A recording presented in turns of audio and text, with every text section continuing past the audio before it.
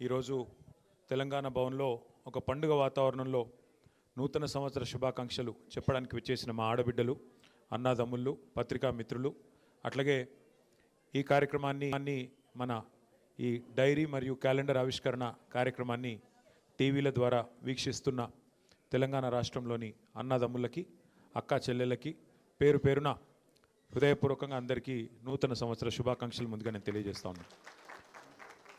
క్యాలెండర్లు, డైరీలు మారుతూ ఉన్నాయి, క్యాలెండర్లో తేదీలు మారుతూ ఉన్నాయి, సంవత్సరాలు మారిపోతూ ఉన్నాయి. కానీ కాంగ్రెస్ ప్రభుత్వం మీద ఎన్నో ఆశలతో ఓట్లేసిన ప్రజల జీవితాల్లో మాత్రం గత 2 సంవత్సరాలుగా ఎలాంటి మార్పు రాలేదు. ఇంకా ఏమైనా మార్పు వచ్చింది అంటే అది తిరోగమనం వైపు, అంటే తిరిగి ఏదైతే పాతకాలంలో ఉండే పరిస్థితులు ఉండేదో, తెలంగాణ రాక పూర్వం కేసీఆర్ గారు ముఖ్యమంత్రిగా పదవి బాధ్యతలు చేపట్టక పూర్వం మళ్ళీ అదే పరిస్థితి ఈరోజు తిరిగి తిరోగమనం వైపు ప్రయాణిస్తున్న ఈ సందర్భం స్పష్టంగా మనకు కనబడుతూ ఉన్నది.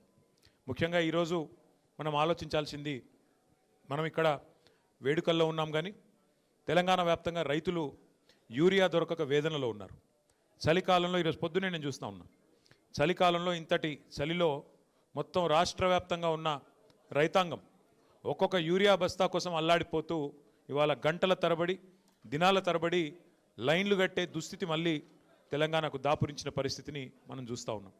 అయితే నా ప్రార్థన మీ అందరితో, మనందరితో, మనకు పోరాటం కొత్త కాదు. 14 ఏళ్ళు ఆనాడు అటు కేంద్రంతో ఇటు రాష్ట్రంలో ఉండే సమైక్యవాదులతో పోరాటం చేసింది కేసీఆర్ గారి నాయకత్వంలో, మీ అందరి ఆశీర్వాదంతో. అట్లాగే 10 ఏళ్ళు మరి తెలంగాణ రాష్ట్రం ఏర్పడ్డ తర్వాత మీ అందరి కష్టంతో, మీ అందరి దయతో కేసీఆర్ గారు ముఖ్యమంత్రిగా పదవి బాధ్యతలు చేపట్టిన తర్వాత 10 ఏళ్ల తెలంగాణ మీద కేసీఆర్ గారి ప్రగతి సంతకం చిరస్మరణీయమైనది, దాన్ని ఎవరు తుడిపేయలేదనే మాట కూడా నేను మీకు గుర్తు చేస్తూ ఉన్నా. అట్లాగే గత 2 సంవత్సరాలుగా పోరాట స్ఫూర్తితో ఏ రకంగానైతే కార్యకర్తలు, నాయకులు, ప్రజలు కదం దొక్కారో కాంగ్రెస్ పార్టీ యొక్క దుష్పరిపాలన మీద, దాన్ని కూడా మనం ఈ సందర్భంగా మననం చేసుకోవాల్సిన అవసరం ఉంది.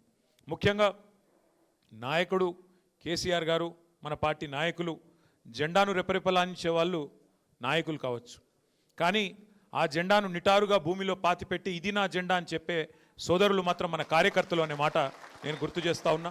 వారి పోరాట స్ఫూర్తికి, అది పంచాయతీ ఎన్నికల్లో కావచ్చు, లేదా గత 2 సంవత్సరాలుగా చేసిన వివిధ పోరాటాల్లో, లగచర్లలో గిరిజనుల మీద జరిగిన దాష్టికానికి వ్యతిరేకంగా, అట్లాగే తెలంగాణ వ్యాప్తంగా రుణమాఫీ పేరుతో జరిగిన దగ, రైతు బంధు ఎగ్గొట్టి 2 సార్లు చేసిన మోసం, 6 గ్యారంటీలు, 420 హామీలు, వాటి మీద ప్రజల తిరుగుబాటుకు నాయకత్వం వహించిన మా కార్యకర్తలకి, మూసీలో జరుగుతున్న దాష్టికానికి వ్యతిరేకంగా గలమెత్తిన సోదరులకి, హైదరాబాద్ సెంట్రల్ యూనివర్సిటీలో భూములు గుంజుకుంటుంటే తెగువను ప్రదర్శించిన మా విద్యార్థి సోదరులకు, సోదరీమణులకి, అట్లాగే ఈరోజు రాష్ట్రంలో జరుగుతున్న ప్రతి అన్యాయంపై ఎలుగెత్తి పోరాడుతున్న మా తెలంగాణ తమ్ముళ్ళు, ఆడబిడ్డలు, పేరు పేరున బారాస సైనికులు, భారత రాష్ట్ర సమితి సైనికులందరికీ హృదయపూర్వకంగా నేను వారికి శిరస్సు వంచి వినమ్రంగా నమస్కారాలు, వారికి అభినందనలు కూడా తెలియజేస్తా ఉన్నా.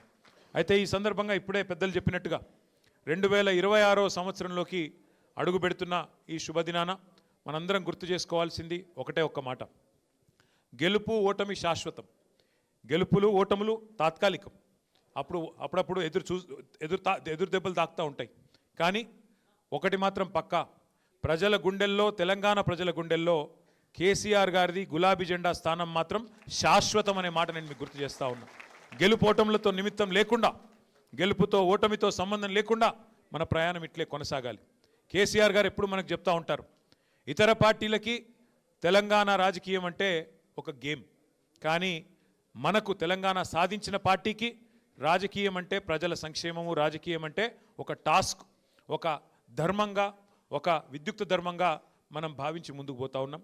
కాబట్టి ఈ ప్రయాణంలో అలుపెరుగని బాటసారులా ముందుకు నడుస్తున్న మా కార్యకర్తలందరికీ పేరు పేరున శుభాకాంక్షలు తెలియజేసుకుంటూ, ఈ సంవత్సరం, ఈ 2026వ సంవత్సరం ఒకవైపు పోరాటాలని కొనసాగిస్తూనే మరొక వైపు పటిష్టమైన సంస్థాగత నిర్మాణం కూడా చేసుకోవాల్సిన అవసరం ఉంది. కాబట్టి పోరాటము, నిర్మాణము రెండింటినీ ఆలంబనగా చేసుకొని ముందుకు సాగుదాం. ఈ ప్రయాణంలో నాకైతే సంపూర్ణమైన విశ్వాసం ఉంది, మనం విజయం సాధిస్తాం. ఎందుకంటే ధర్మం ధర్మం మన వైపు ఉంది, న్యాయం మన వైపు ఉంది, నిజాయితీ మన వైపు ఉంది. ఇవాళ రెండు పార్టీలు ఒకటై మన మీద కత్తులు దూస్తున్న సందర్భాన్ని మీరు చూస్తూ ఉన్నారు.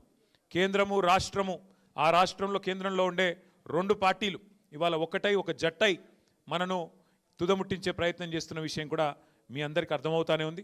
అయినప్పటికీ ఎవరు ఎన్ని ఎత్తుగడలు చేసినా, ఎన్ని కుట్రలు కుతంత్రాలు చేసినా ప్రజల ఆశీర్వాదం, దైవ ఆశీర్వాదం మనకున్నంత కాలం ఎవరు ఏం చేయలేరు.